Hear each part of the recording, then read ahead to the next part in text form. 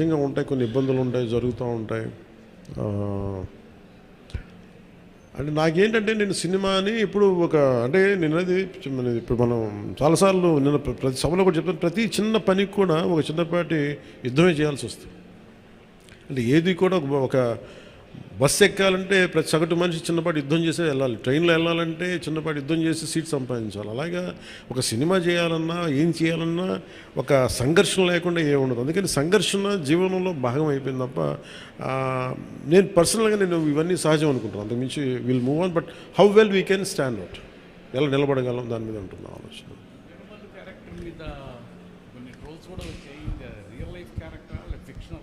ఇది fiction characters, అసలు వాళ్ళు ఎవరో మాట్లాడారు, నా దృష్టికి తీసుకొచ్చారు కానీ అసలు సంబంధమే లేదు. అది సర్వాయి పాపన్న గౌడ్ అని చెప్పి అసలు సంబంధం లేదు, దానికి దీనికి అస్సలు సంబంధం.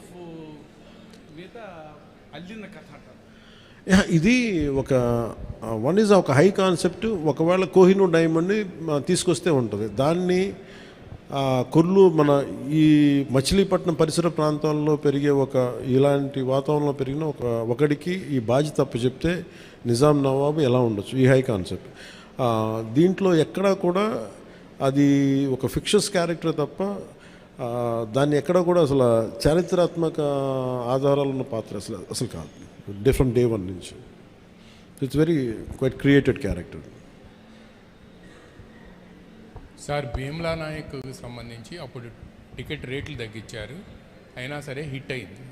కానీ ఇప్పుడు టికెట్ రేట్లు పెంచారు. అంటే ఆ రోజు టికెట్లు రేట్లు తగ్గిస్తే నిరుత్సాహపడలా, ఈరోజు టికెట్ రేట్లు పెరిగితే కూడా ఆనందించట్లా. భగవంతుని ఏదిస్తే అది తీసుకోవడం అంతే తప్ప ఈరోజు గవర్నమెంట్ ఉంది కాబట్టి అంటే ప్రత్యేకించి పవన్ కళ్యాణ్ సినిమాకి ఇస్తే నేను ఖచ్చితంగా నేను ఆనందించేవాడిని కాదు. కానీ ఇది అందరికి ఇచ్చారు కాబట్టి దాంట్లో నాకు ఇవ్వకపోతే అది వివక్ష చేసినట్టు ఉంటుంది, అది కూడా తప్పవుద్ది కదా. అందుకని I think it's part and parcel. ఆ రోజు అలా జరిగింది, ఈ రోజు ఇలా జరిగింది, అంతకుమించి దీన్ని వేరేలా చూడటానికి వెళ్ళలేదు. ప్రొడ్యూసర్ నష్టపోయాడనే దేనికి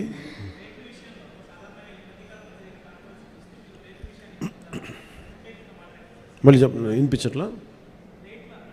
రేట్ల విషయంలో సినిమా టికెట్స్ రేట్ల విషయంలో ఖచ్చితంగా నేను నష్టపోయాను, నిర్మాతలు నష్టపోయారు. ఒక ₹5 రావాల్సిన చోట రూపాయి వస్తుంది, దట్స్ ఓకే అనుకున్నాం. భగవంతుడు ఈరోజు మనకి ఇచ్చిన రూపాయితో తృప్తి పడదాం, ఖచ్చితంగా నష్టపోయాం, బట్ దట్స్ ఓకే. ఎందుకంటే వాళ్ళు వచ్చిన సంస్కృతి ఎలాంటిది, ప్రత్యర్థి కోపం ఉంటే చీని చెట్లు నరిగేయటం, బత్తాయి చెట్లు నరిగేయటం ఆలోచన విధానం. అలాంటి వాళ్ళకి ఆర్థిక మూలాల మీద కొట్టడం సహజం కాబట్టి, అది మనం యుద్ధంలో దిగాం కాబట్టి, మనం పాలిటిక్స్లో ఉన్నాం కాబట్టి part and parcel, that's we will take it forward. దాన్ని వెనకడిగే తీసలేదు, దాన్ని part and parcel we have to accept it.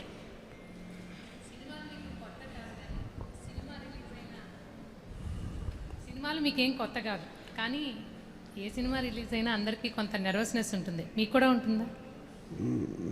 నాకు నిండా మునిగినోడి చలి అని చెప్పండి. కానీ బాధ్యత ఉంటుంది. అంటే సినిమా బాగుందంటే ఆనందిస్తాను, బాగలేదంటే ఓకే ఏం కరెక్ట్ చేయాలని ఆలోచిస్తాను, అంతే తప్ప.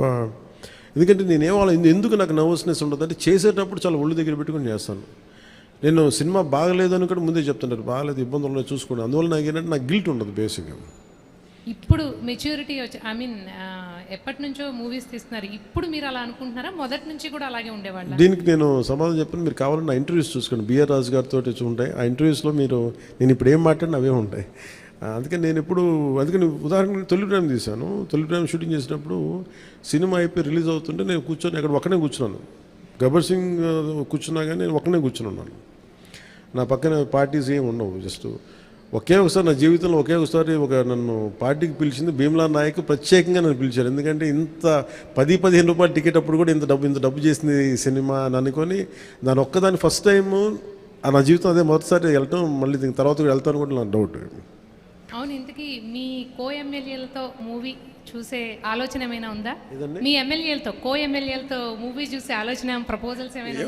నేను ఎప్పుడు అట్లా ఆలోచించలేదన్నయ్య. అసలు మీరు చెప్తే ఇప్పుడు ఐడియా వచ్చింది, బాగానే ఉందనిపిస్తుంది. ఎందుకంటే అసెంబ్లీలో సగం మంది మీ ఫ్యాన్సే కదా. మేబీ మా ఎమ్మెల్యేస్ అందరికీ, మా కూటమి ఎమ్మెల్యేస్ అందరికీ ఖచ్చితంగా దీన్ని ప్రత్యేకమైన షో అయితే వేస్తే వాళ్ళు కోరుకుంటే ఖచ్చితంగా, అంటే నేను ప్రమోట్ చేసుకునే ఇబ్బందిగా ఉంటుంది కానీ ఖచ్చితంగా వాళ్ళందరూ అడిగితే మన హరిప్రసాద్ కానీ ఖచ్చితంగా I think will organise an exclusive screening for them. అందరికీ మనసులో ఉంది కానీ బయటకు అడగలేకపోతున్నారు. సో మీ ద్వారా అడిగే మీ ద్వారా వచ్చింది కాబట్టి ఖచ్చితంగా నేను అడ్రస్ చేస్తాను. Thank you.